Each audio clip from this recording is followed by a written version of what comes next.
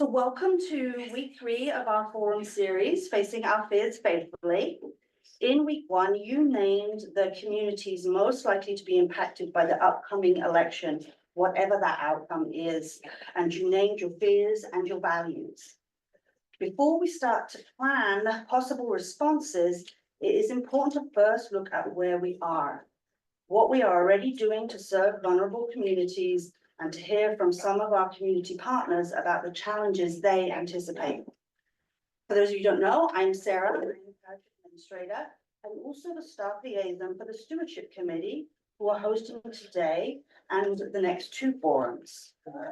You may wonder why the Stewardship Committee is hosting these forums.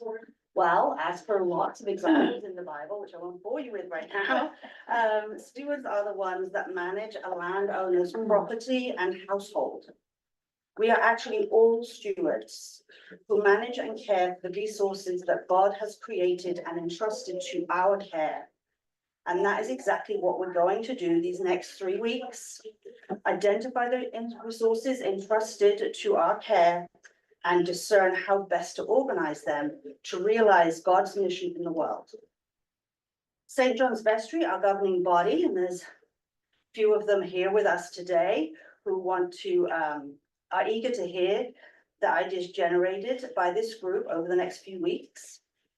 At the same time, I do want to point out that this is just one source the vestry will be using as they discern St. John's direction and budget. Unfortunately, not everybody can attend these forums, and we need to make sure we are getting a good cross-section of the parish, so all groups are represented. So whilst this is hugely important and will be highly considered by the vestry, I just want you to know we don't have the full parish involved in this. So there is the listening survey, and there will be other feedback through other avenues of where we're gonna go, what we're gonna do.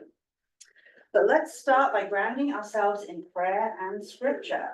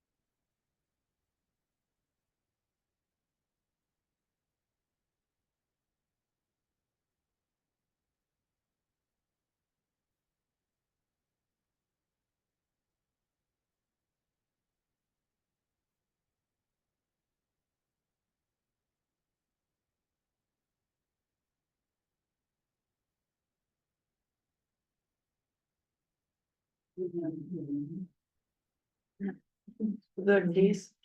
Yes, Keith Davis.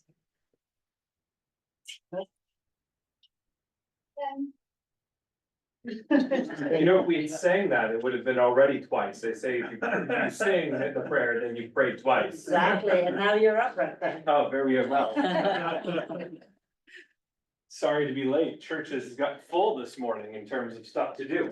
So my job with you is to just briefly do a welling, what's that? 5 minutes. 5 minutes of dwelling in the word. So we won't do as we might normally do and read it through multiple times, but can I have one volunteer who can see this where they're seated, who'd be courageous enough to proclaim this scripture from Micah aloud? Yeah, go ahead, Heather. Micah 4:4. But they shall all sit under their own vines and under their own fig trees. And no one shall make them afraid, for the mouth of the Lord of hosts has spoken. What do you notice? What do you see in here? What stands out to you? Raise your hand. What do you notice? What stands out to you? Yeah, Sally. My own fig tree. My own fig tree. Yes. Who else?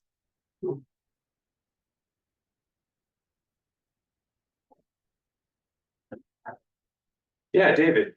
No one shall make them afraid. No one shall make them afraid. Thank you. Jan, you got your hand. I was gonna say the same thing. I also was gonna know for anybody interested.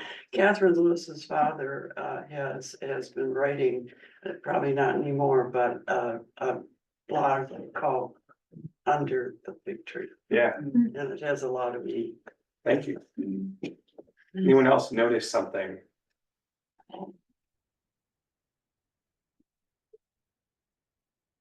I've got something, similar to Sally's, this is the first, lines, remind me of a poem that we actually had read at our wedding. I wish I could remember the author, but he talks about how a couple is like, two separate things at the same time as being one. So it talks about two columns holding, two pillars holding up the roof and trees, you know, not shading each other. And it's sounds very similar. We have our own vines and our own fig trees, but we are one body, as we know, in Christ.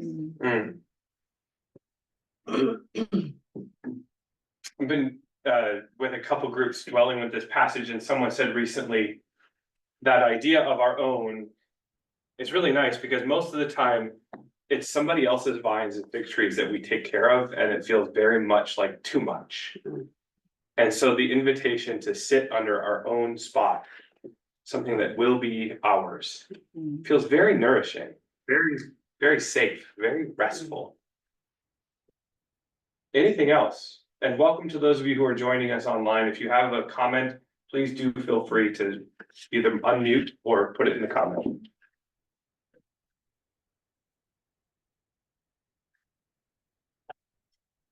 One or two final noticings to fulfill the righteousness of 5 minutes.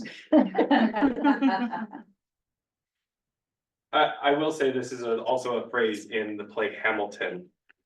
There's a song that says, I want to sit under my own vine and fig tree. And there's a way in which construed that way, you can think of it as a part of our rugged American individualism, and that's, you know, how we project into the text. But notice the language of what will be done and what we can do. There's like the language of covenant in there, that God does something and we do something. And if you read the whole passage, there's what God is doing, which is bringing fearlessness, providing the context in which we can be fearless, and we're invited to respond by resting. That's our obligation here, actually, is to sit down under the vine and fig tree. That's a wonderful thing, that the covenant with God would do that for us. Thank you for the chance to dwell in the word together. Thank you. Slip out if you need me, holler at me. I can hear almost anywhere in the building, so. Okay, so our work today is to name the work that we are currently involved in that is essential to us as a faith community and is needed in the community we serve. And we've got two lists here, which I've got two scribes from the stewardship committee who are gonna come up and write down whatever you shout out. Was that you? Yeah, can't remember who the second one was. So let's start naming some work that we're doing, some ministries that we're already involved in. Book group. There's a pen here, Liz. Sorry. Hunger relief. Hunger relief. And that would probably go under needed in the community. Oh, yeah, right. I'm messing up already. No, that's okay. First Nations Kitchen.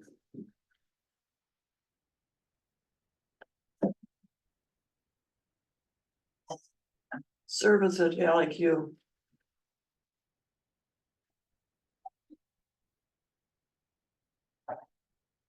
Pastoral care.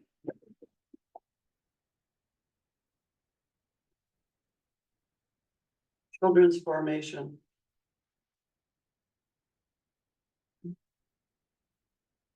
The women's group is providing safe space. And also working to get out the vote.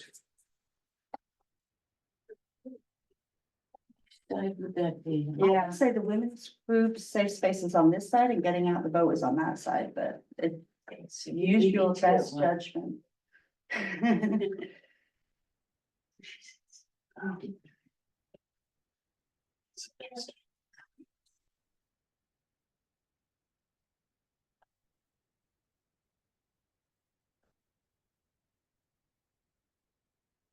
Is it appropriate to say essential to us as a faith community? I'm thinking about things like, we need,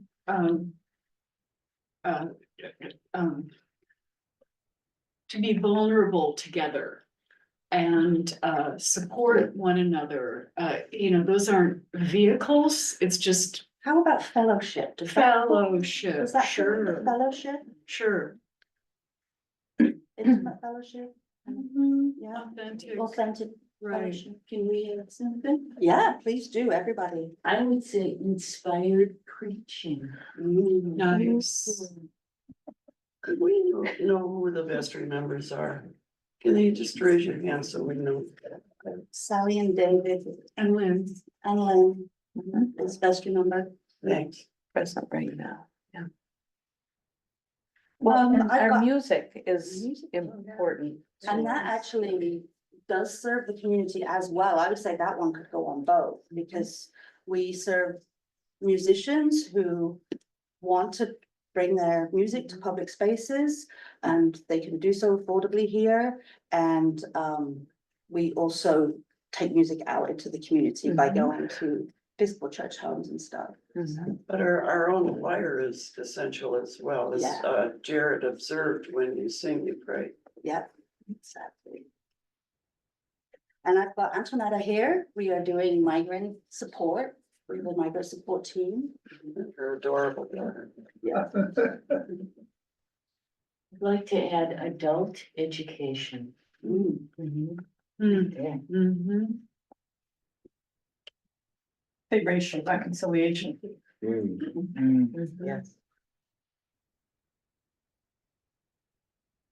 And I would say that one's needed in the community too. We do have people who come specifically for our racial reconciliation services. Agreed. We welcome guests at the pulpit. We do. It would be nice to welcome those people into our community too, Mhm. whether it's in the women's group or in the pews. Is that, should we mention that separately? That's needed in the community, I think. And outreach, welcoming. Yeah. Is that a thing? Has Project Home been mentioned? It has not yet. Good one.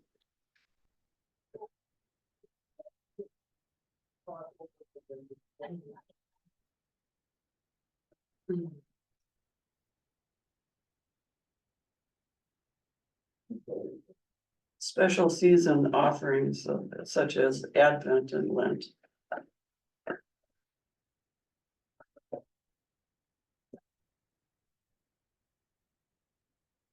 We also have Celeste here with Big Wonder. We have a partnership that serves children and families in the community.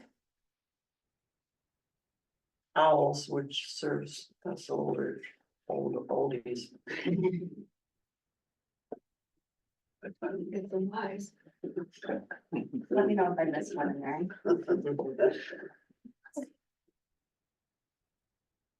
We have our creation care team. That are, Focus on intergenerational activities.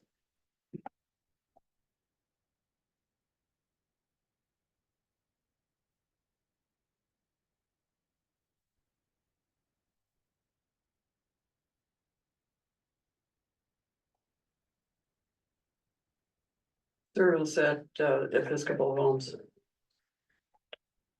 yeah, that would be.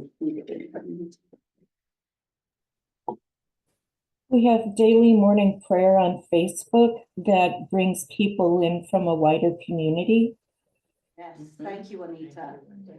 I think that could be both, yeah. Also, I notice an uptick when we have guest preachers. We have more people tuning in online on YouTube on Sundays to hear our special preachers. Yes. So outreach communication, that means they're, Yeah. perhaps they're friends and family, but they might be others in the community who have an opportunity to see the notices. Yeah. so- Online ministry or you were quick guess? So I put guess in the pulpit, but that could really be. Yeah, maybe online ministry could be needed in the community. That would be a good one.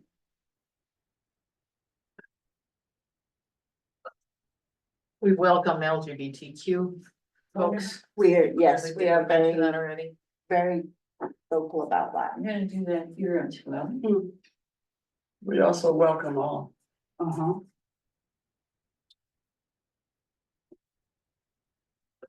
And I'd also put down the Peoria Clinic.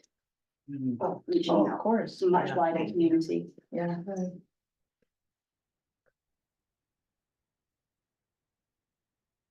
Any last ideas about what? we're Harvard's doing? Market. Oh, yes, included in hunger relief, but we could name it specifically. I would say a sacred Bible art. Yeah. What is that? Sacred Bible art. Missio Divina. Yeah. Okay. And we have our junior warden here. Somebody was asking who's here from the vestry. We now have our junior warden. From there. Okay. We can always add more. If you think of any more, come up and add them. And we will be coming back to these next week. We wanted to get them down first, but next week we're going to start looking at how our work might change and where our priorities are. Because as previous treasurer always used to say to us, we can do anything we want to do with God's help, but we can't do everything. So we're going to need to focus. So we will start that work next week. So thank you for getting us kicked off here. But I feel like it's important, the stewardship committee felt it was important that before we start doing that work, that we hear from some of our community partners that are already working with vulnerable groups in our community to share with us their thoughts on serving those vulnerable communities and anticipating the challenges ahead. So I'm gonna invite, first of all, Celeste Finn, who is the founder and director of Big Wonder Childcare, which we named childcare and education as one of the vulnerable groups. But actually, in my conversation with Celeste, as we prepared for today, Celeste pointed out that it's actually even broader than that. So Celeste, feel free to stay where you are. You don't have to come up, stand up, do whatever you feel Maybe I'll comfortable. move over here. But just make There's sure a video you- here. Yeah. your voice hits the. The microphone. Can you Yeah. hear me online? Yes, What we is- can. Okay. So I'm the director of Big Wonder Childcare and the founder. We opened here last year. I am incredibly grateful to St. John's to be able to call this home. I cannot stress that enough. I feel like it was inspired and it was meant to be, having a place that feels like a partnership. It feels like community, it feels supportive, it's beautiful, it's welcoming, it's huge. So I want to speak for a minute about why I think, early childhood care and supporting families with young children is absolutely essential work. So we know that in the first 3 years of life, 80% of the brain is formed. 80% is formed. I'm just gonna give a little micro dose on cognitive development to just highlight why early childhood is incredible and I've dedicated my career to it. So when we're born, there are trillions of neurons that are like seeds. They're not going anywhere, they're not attached, but they're ready to grow this incredible garden. And the garden of the neurological connections in our brain is formed entirely based off of the relationships and the experiences in our first 5 years of life. And after that first 5 years, that foundation is built. And all future learning will take place from that foundation. And so what's in that foundation, that neurological foundation?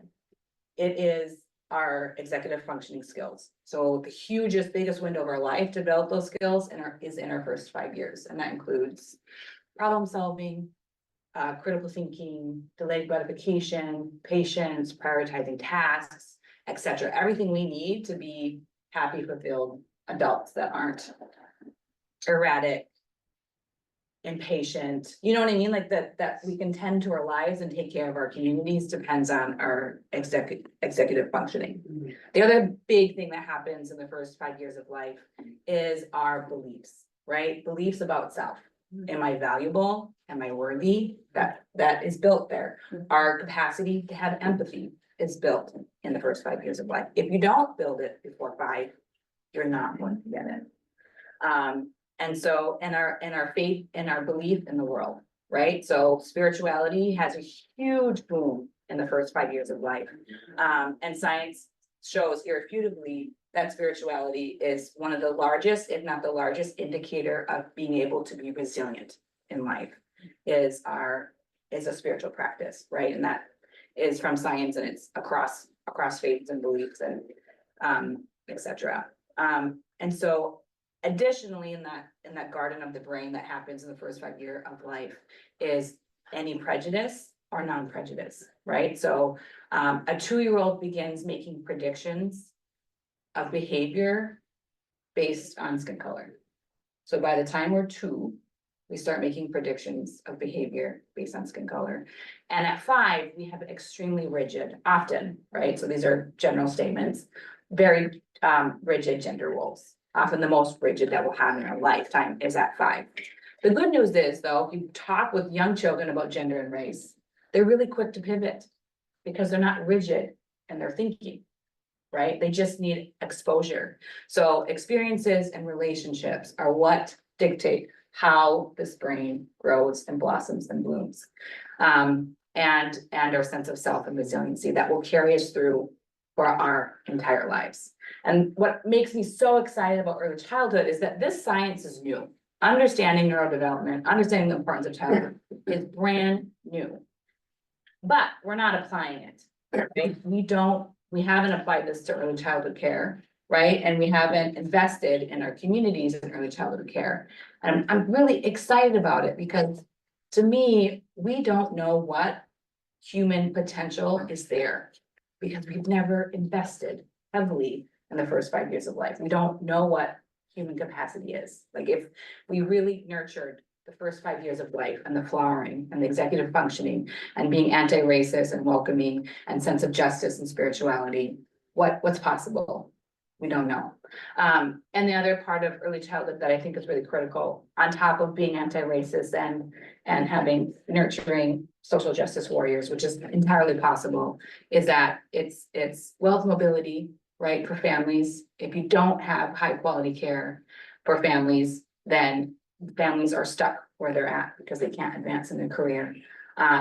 And children, the achievement gap starts in preschool, it doesn't start in kindergarten. So if we're going to address the achievement gap in Minnesota, which is second largest in the nation, needs to start in preschool. And so it's wealth mobility, and early childhood is highly segregated. It's the most segregated schooling system in America. And so we need to take that on board. All of this is in the ethos and in the mission of Big Wonder. And so, and St. John's has supported us. It gives us janitorial services, it collaborates with us, and it also has a fund for our scholarship program. And we are very grateful to be able to have that as well. So thank you for having us, and thank you for having me. Could you just quickly mention what you told me about the women's rights thing as well? I couldn't hear We what you will, were saying, Sarah. yeah, I'm just prompting Celeste. Yeah, sorry. Talk about I something only that had you- five minutes, so I. cut Yeah, it, that's but- fine. Yeah, but If I you have could just it. mention it briefly, and then we will have time for question and answers, but I do want to let all the speakers speak first, okay? Yeah, so, this could make me cry. We had a kiddo. A little emotional. Okay, don't do it then. I can do it. Yeah, Do you okay. want me to do it? Yeah. So Celeste shared with me, an example of how, early education is also allows equality for women. That single mothers, and the example that Celeste shared with me was a kiddo that they had, from a single, parent family. And, she was gonna have to pull her child out because of financing. But because of the scholarship money that we raised and that we got a grant from Sheltering Arms, we were able to offer that mother a 50% scholarship, which was huge. Allowed her to continue working, allows her to provide for all her children, and gives her power. Gives her the independence she would not otherwise have. And so it's really important to think about, we've got women on our list of vulnerable, and I would say any single parent. I've been a single parent. I was a single parent for a very long time. And childcare is the biggest barrier you have to keeping up with everybody else. So, thank you. And sense of dignity, Yeah. right, and Sense of taking care of yourself and being able to provide quality care for your child is huge, and it's really important. Thank you, Celeste. We will get to questions in a bit, but I do want to give Esteban Perez Cortez, who is, works with the Minnesota Council of Churches Refugee Services. I've been working a lot with him as we have re-established our relationship with MCC Refugee Services. Those of you who've been here a long time may remember we sponsored the Bashiri family many years ago, and now we're sponsoring Antoinetta and her daughter Darling. And Esteban is going to tell us a little bit about the refugee community, vulnerable community, and challenges there. Hello, everybody. So yeah, Minnesota Council of Churches Refugee Services Department, we do not just refugee resettlement, we also help people with asylum, special immigrant visas, that kind of population. There's like two other ones, but they're very rarely seen come through our doors. But let me see, so if you aren't familiar with us, we do a lot of work with refugees for 6 months. A lot of our contracts are through the State Department, so a lot of the services that we provide are employment services, case management, we help with medical appointments, we do legal appointments to, once people are here for a year, we help them get their green card, and then after 5 years for citizenship. And the other questions they might have, like family reunification, anything like that. Along with like intensive case management. I see, so potential impact for, let's say with the elections would be funding. The president does set the ceiling cap every year for the amount of refugees that can enter. This past year, it was, I believe, 125,000. And I don't think we even hit 90,000 this year as a country. And I mean, if the former president is elected, we could see that number drop down again. I had some numbers here. So at 2016, the ceiling was at 96,000, and then that dropped to 32,000 in 2017. For Minnesota numbers, we had about 2,600 in 2016, and then to a low point and went to 725 in 2018. So that just gives you a little estimate on how that controls it. What those numbers mean? What are, say, People that are allowed in the country? Okay. that actually made it to this country. Yeah, and I would add something to that, and when you get this kind of yo-yo effect, okay, all of a sudden, the people who were in that Process. process who were helping to support those refugees all went elsewhere because there were no refugees, and now you're trying to build it up and you don't have the people in place to do that. And so that it was much more than just a different or a lower quota, if you call it that. It was the whole infrastructure that supports that. It's correct. I remember hearing stories, a lot of people resigned in 2017. I think they said one person was laid off, but that's because a lot of people resigned. I mean, the writing was on the wall. There was not gonna be funding to do a lot of things. What was I gonna say?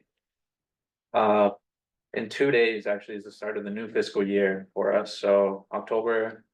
That's gonna be, game on again, and the challenge with the election in November is we could see a big push in October, November, December of. Just another big wave of refugees coming into the country, just because they wanna see how many they can push to before.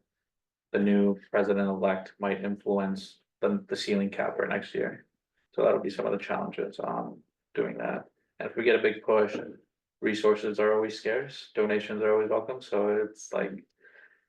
I mean, this year we set record, as an agency, we broke record, we think we resettled almost like 900 people. And I think we broke record at like 650, so we were definitely on the fence this year. And working with you, I can testify to how stretched their resources are. And that's why communities like ours that do co-sponsorship are helping. Does Chelsea work with you? Yeah, Chelsea Stanton, Yes. I know how Okay. stretched they are. Yeah. yeah.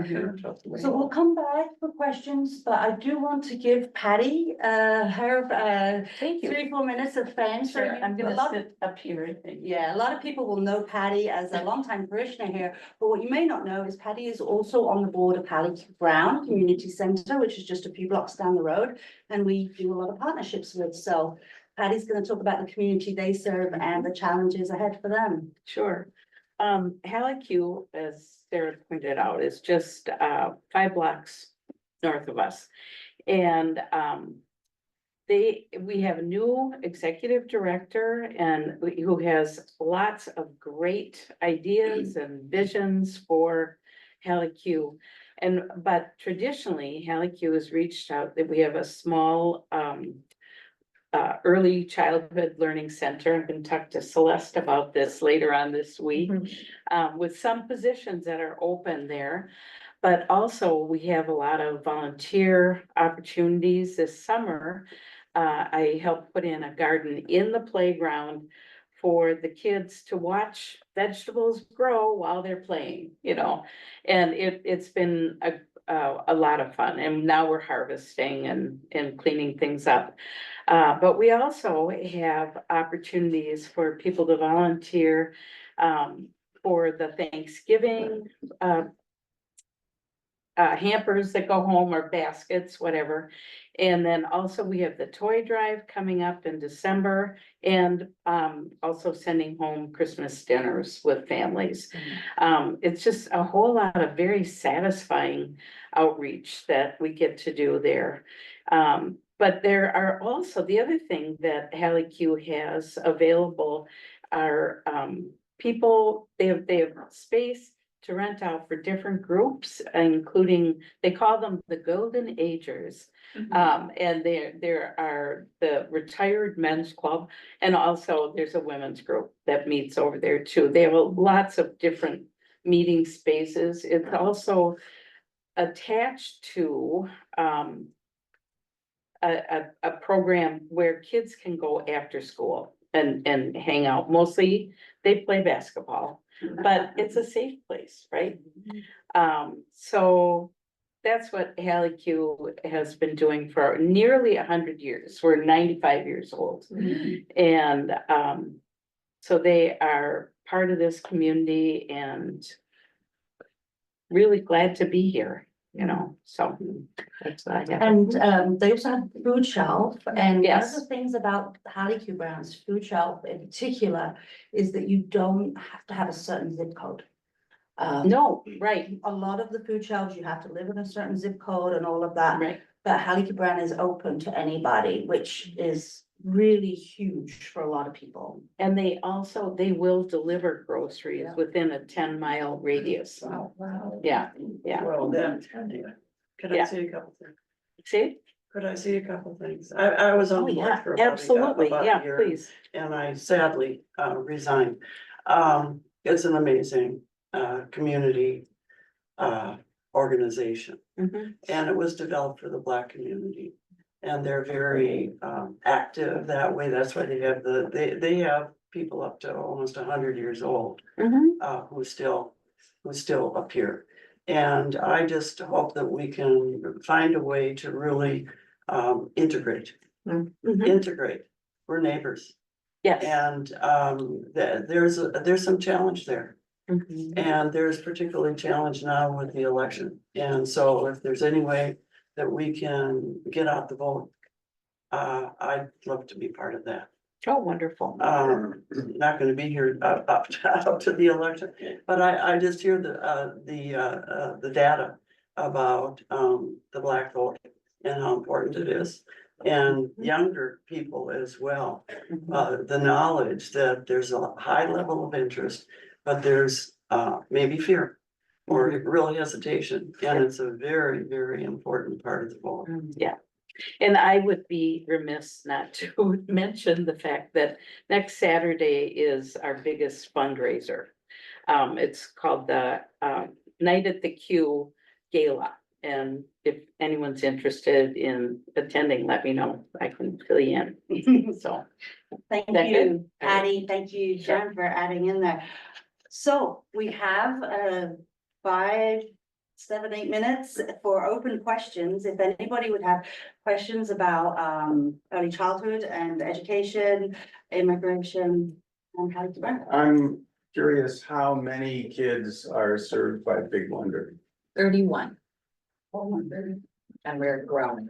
But they've only been open just over a year. We started with 2 kids. One of them was mine. I love it. And Celeste, can you unpack just a little bit why Minnesota has such a large achievement gap? That's a very, very, very big question.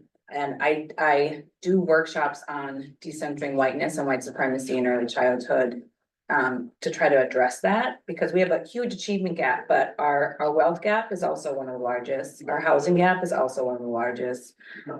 So we hit a lot of the markers in terms of like racial inequality, like Minnesota's #1, and then like Milwaukee and Madison are like #2, which is shocking because we don't have like an active KKK. Right? We don't have the hate crimes that the other states do, but we have this huge inequality. And part of that is because white middle class Minnesotans do great. Right? So white Minnesotans generally do better than white folks in Alabama is partly why, right? But it's also like everybody should ride when the flood comes in, everybody should rise with the flood, right? And in Minnesota, it doesn't. And so that's a huge, huge question, I think, in terms of like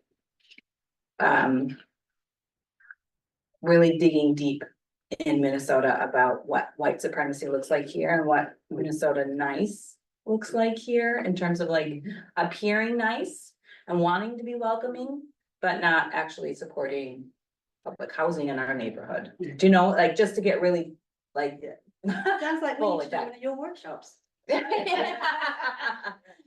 maybe. Do you have kids of color in Big Wonder? How many? I just changed because we had a bunch of kids go to kindergarten. But I haven't done the numbers this month because again, we're getting rolling enrollments, but it was at 40% children of color. Good. Betsy has a question. Well, it's more of a comment, I think, in terms of thinking about where we are in the community. I went to the St. Paul City Council listening session last week, which was a budget listening session, but people there talked about their priorities and their concerns and their needs, and overwhelmingly, housing was the #1 issue. And it affects everything. If people don't have stable housing, You can't have a stable education. You know, it affects so much and the need is incredible. And, I don't know that there's an answer for it. I think there was some real challenge to the council that they have to step up and be innovative and think new and differently about how they're gonna deal with this, because whatever's happening is not working right now. But that and the drug use is huge in this community as well. There's a very in-depth need to deal with that, not just simply slapping things and doing intermediate things.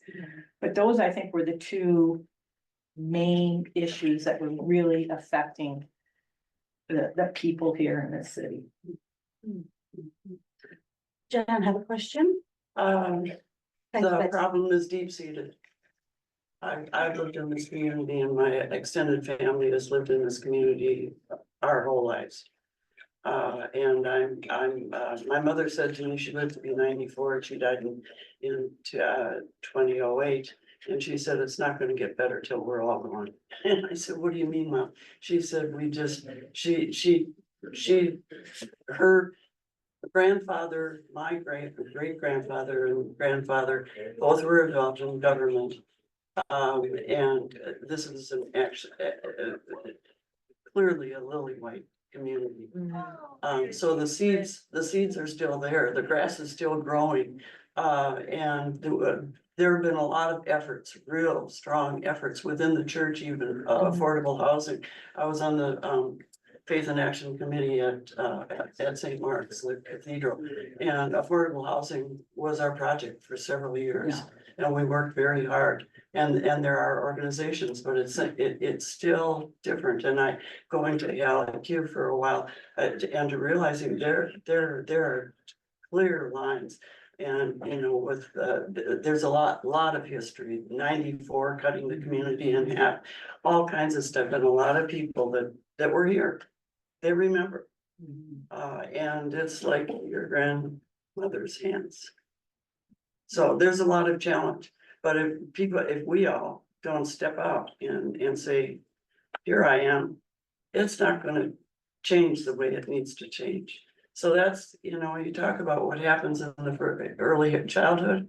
I tried to share what I learned through my life in teaching my children and hoping, please God, let some of it go through. And they're raising their children in a way that I'm very proud. So we can't give up. We can't say, oh, well, we didn't get, you know, I give up. My children are coming on 50. I'm not giving up. And they know it, so I don't have to talk to them about it. Thank you, Jan. Any other questions for our speakers? So we can gain the knowledge while they're here. Say, Patty, this effort to Rondo revitalization, I forget exactly the term. Will there be opportunities for neighbors to be a part of that or join that effort? You know, there are a lot of things going on in the Rondo neighborhood. And that's, you know, not necessarily directly related to Hallie Q. Right. But Hallie Q has their hand in there too. They, you know, they're talking about really making 94 go through a tunnel, more or less. And on top of that tunnel would be something that would be a new neighborhood that Rondo was. Yeah. I remember when 94 went through. I remember my dad came home and said, everybody get in the car. They opened up this new 94 and we drove along the freeway, and I had no idea what it took to build it. Yeah. It's something for us to keep in mind going forward, to stay in the loop on that. Yes. Absolutely. And you know, it's not always serving people, it's inviting people in. You know, I think about different events that we have here at St. John's, we can reach out to other communities to come and join us. And make friends, make new friends, right? Okay, before you go, what resources, what help does MCC need with the refugee services? What? Donations are probably the biggest thing, a lot of household items, winter coats would be a big one. Just because for the sake of time. When people arrive, there's a travel grant that we take out money out of for them when we buy anything for them or pay for their rent or groceries. I think it's like 1,125. So anything that we don't have from donations, we have to purchase and then charge their account. Winter coats add up because per contract, we have to provide them with winter coats when they arrive in the country, along with a lot of other things. Is that So something do they you have to have- pay back? No, Okay. but they just, let's say if we have donations on every single thing, or if they have relatives here that are able to provide that. At the end of their service time, if we didn't use any of their travel grant, they get that money. Oh, But if we have to use it all for rent, cribs are another big thing, anything, diapers, all that, they just don't get it at the end of the day. Got it. and where can those things be brought to as a donation? To our office, or we can coordinate, the outreach team and I have picked up stuff. And where's before. the office? Right off the Sure. hill. Okay. We should have a coat drive. Yeah, I've been trying to do it with a lot of other places. yeah. That is in our bulletin. They need winter coats. Yeah. Thank you, Esteban. Esteban needs to leave, but thank you for Yeah, being of course. here. And if- You have my email. yeah, wanna if share. you have any questions or Are they come up. women's coats, children's coat, All of it. all the coats? All of it. Okay, and do they need to be new? No, they don't, they can be lightly used, is what we say. Thank you, Esteban. Yeah. Thank you for your time. In fact, Thank you to all our speakers. Thank you, Celeste, thank you, Patty and Jan for your contributions. If more questions come up, please do reach out to me and I can reach out to them or reach out directly. This is great. Getting us thinking as we now go into a discernment phase of what we're going to do and where our priorities are. So please be mulling on this through the week, and Sally's gonna close us out with prayer. Right. On the screen, God, it's been a truly scary time. I'm grateful for help that has come, but my body still holds the fear. Blessed are we when we decide to make room for all of it, the fear and the gratitude, the complexity and the suffering. Blessed are we who pour out to you the whole of it, unedited, all the terrible truths and fears and what ifs. For gratitude for those beautiful hearts in action who came willingly into the strange and awkward space that is my need. Blessed are we, learning as humans together that pain is inevitable. Nurses are wonderful, hospitals are loud, people are brave. And when we grow and we hurt and we heal, and then we do it all over again, feel all the things, invite them to tea and listen, they may not stay long. But even when I am afraid, I keep on trusting you. Thank you all. It's been a great discussion. Thank you. Thank you.